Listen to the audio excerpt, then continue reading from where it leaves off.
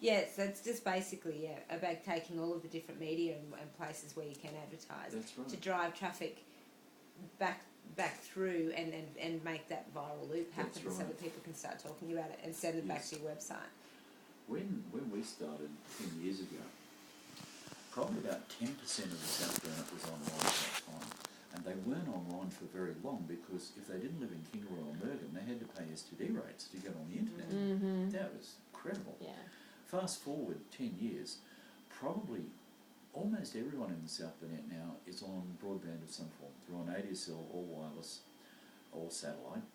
There are very few people on dial-up accounts anymore. And the best figures I can come up with, roughly 70% of this area is on the internet now. And I'd say within another 5 years it will be as ubiquitous as a telephone. Absolutely. So you're talking with people who now look on the internet as the fourth media next to print, radio and TV.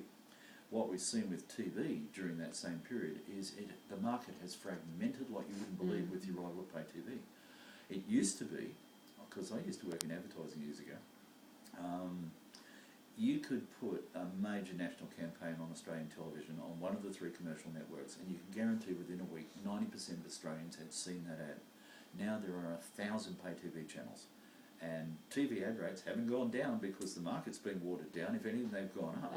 And the big ad agencies are now reconsidering their whole TV strategy. Why should you spend so much to reach what is now a very small fraction watching any channel at any time? With radio, we've seen the same. The federal government loosened the rules on radio. In the South Burnett now we have 8 or 9 different radio stations. We're also reached by the ABC, by a few Brisbane stations, by a few coastal stations, so that market is splintered to blazes. And the internet itself is a world of literally millions of channels, hundreds of millions of channels. Absolutely. Nearly anyone can get a TV channel using YouTube. Yes, You can have your own TV channel. Yeah. Radio station. And people Digital create radio. this. Yeah. But what I think we're seeing is that people are approaching the internet now like a giant library. I haven't opened a book or been into a library for years. I love your sign, don't ask, Google it. Absolutely. I think that's when my children ask about homework. I said, have you Googled it? Yeah.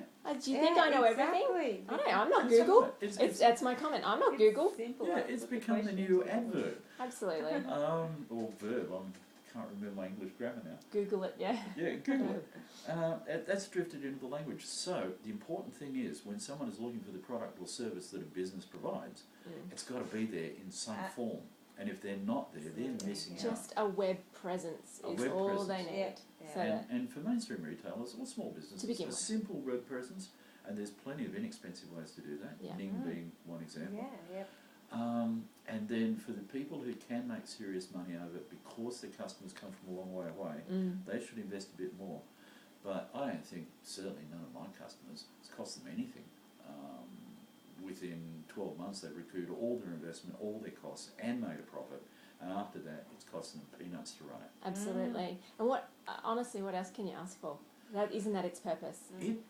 What I like about it, speaking as a former advertising guy, it's the most accountable media ever invented. You can look in your stats and you can find out every possible thing about the traffic that comes to your website, except who the people actually are. But you can find out what pages they viewed, what time of the day they came, where they came from, what they looked at, how long they stayed. I've had customers run advertising campaigns in the traditional 3 media and then look at their stats to measure the effectiveness of their advertising campaign. Some of them have gotten a big shock. I know there was one local tourist operator, they were profiled on Great Southeast or something like that, and they got a lot of phone calls when it happened. But we had a look on their website, and they actually got, in the 48 hours after that program aired, about 180 people. Now you think, how many millions of people watched that program? They got 180.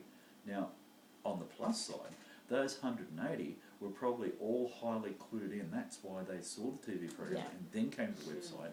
And that particular person did get probably a dozen bookings off it. So it was well worth their effort. I don't think of anything else they could have done that week which would have gotten them a dozen bookings. But it does give you an insight, a jaw-dropping insight into advertising ratios and advertising effectiveness. That's very interesting. Absolutely.